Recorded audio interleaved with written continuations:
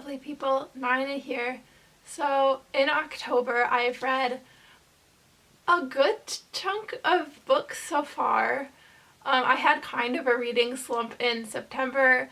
I read like one book, and then October I've gotten more into reading again, and one of the books that got me out of my reading slump was this one, which is Salt Houses, and I read this a couple of weeks ago and I absolutely loved it.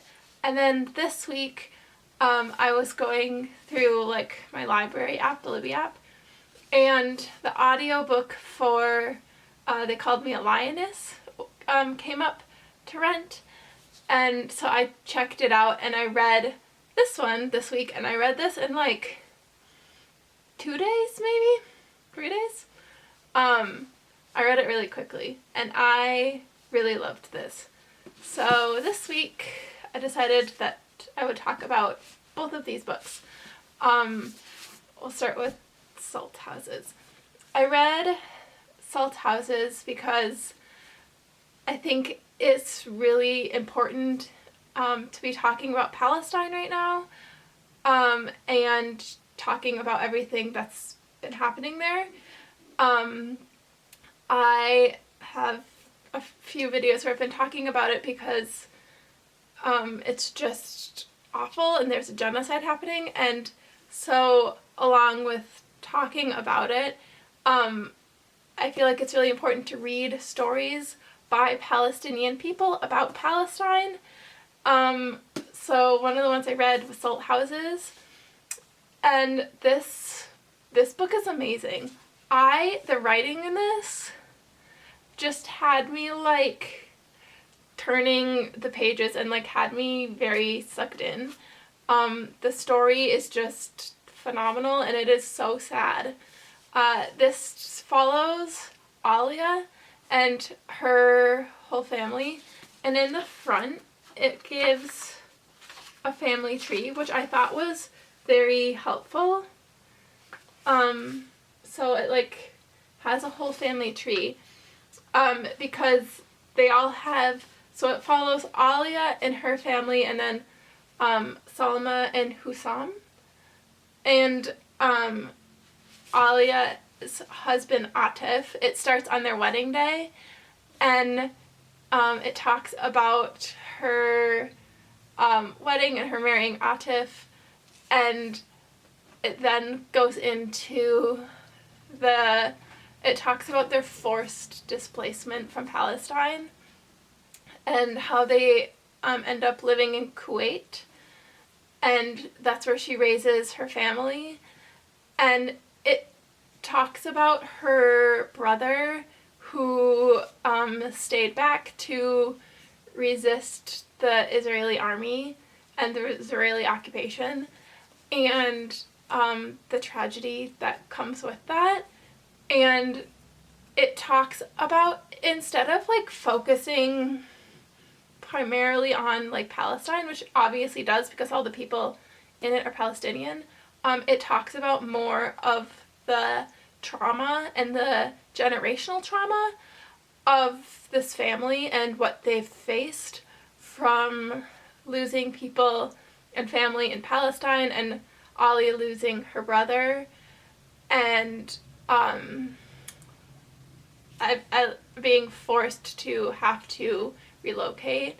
It shows how each family member handles this like generational trauma, and you really see how the effects of what's happened in Palestine, what happened to this family, affect them long term. And it's so well told and so sad. And as it goes on, and they're living in Kuwait, the one daughter is in Paris, and she gets a call that they can no longer be living in Kuwait. And I don't want to say too much because I really think you should read this. And it's just so beautiful and so well done. And it addresses what's happening in Palestine without necessarily going into like the entire history. It more focuses on how it deeply affects the family.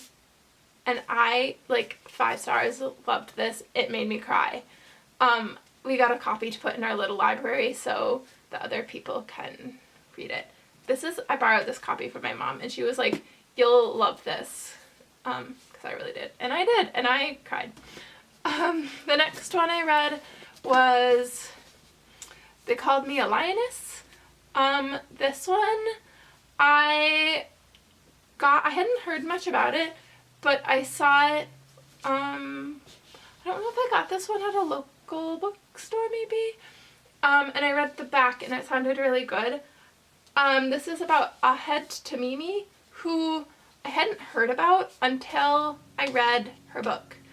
And Ahed Tamimi is a Palestinian girl who became well known or famous for her resistance against the illegal Israeli occupation on her land. And this is amazing because it talks about the history of Palestine and how this has been an ongoing conflict, and it hasn't just started in October like a lot of people think. This has been ongoing for years, and she very bravely talks about everything that she went through, and she talks about the history without, like, I think, like, 100 years, the 100 Years War in Palestine, I think is the other one I have, is more, like, very factual and informational. This has that, but it's also really interesting because it has her story, and it's told through, like, an actual, like, Palestinian, like, viewpoint, and what she's actually been through.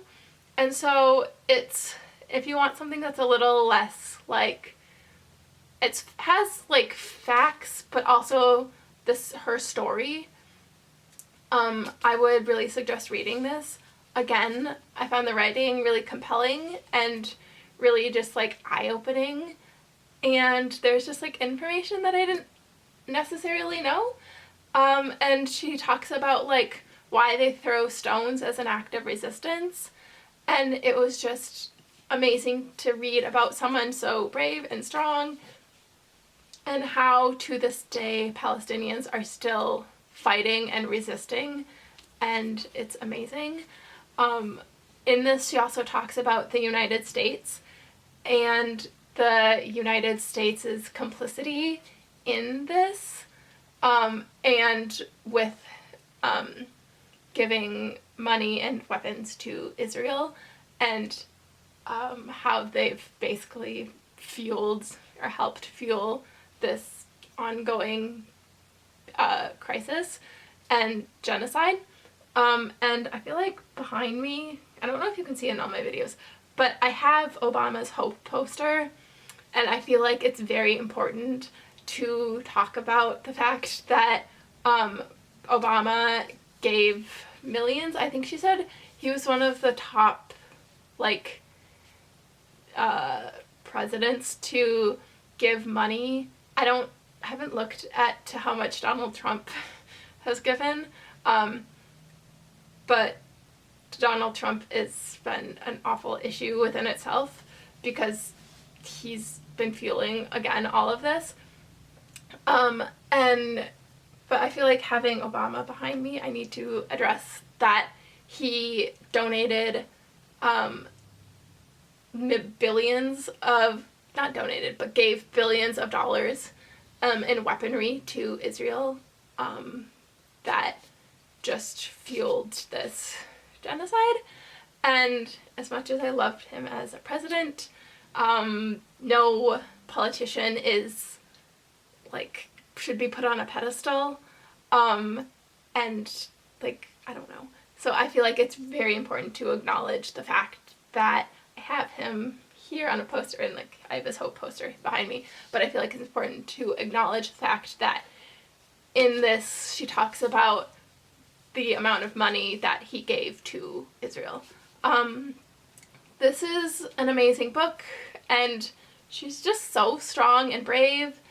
Again, I really encourage you to read this and educate yourself about what's happening in Palestine and what has been happening up until this like current point, because this has been an ongoing crisis and it didn't just start back in October. So yeah, I would really, really suggest this and give it a read. She's still out there fighting the good fight, and I feel like as Americans, after reading like both of these, it is so important, more now than ever, to use our voices and to speak out against this genocide. They're once again blocking aid as of this current, like, as I'm recording this. They're still currently blocking aid from getting in, and there hasn't been a permanent ceasefire. They say there has been, but they're still bombing people and destroying land and causing an ecocide on top of everything else, and it's just atrocious.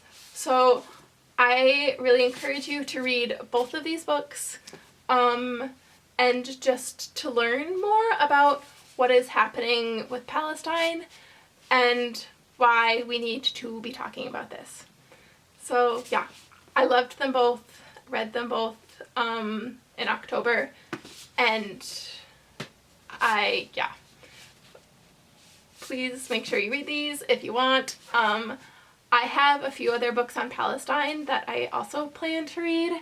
I have 2 graphic novels, and then I also have the 100 Years' War, which I've started and I need to get back into. The more we read, the more we speak out and just resist and let our politicians know that we don't want this. There's the Block the Bombs Act, which I feel like is still being pushed. I think that's what it's called. I'll link it down below, but you can sign that and let our politicians know that we don't want our tax dollars to be funding a genocide. Yeah, so if you have a chance, give these a read. They're both very good. Both of them I feel like you should be able to find at your library. I know for me, my local library had both of these, at least the audiobook version. I think they might have had a physical copy of this too, but I didn't need it because I had one. But they had the audiobook for both of these. So yeah. That is all for this week's video. I love you all, and I will see you next Friday with a brand new video. And as always, free Palestine. Bye!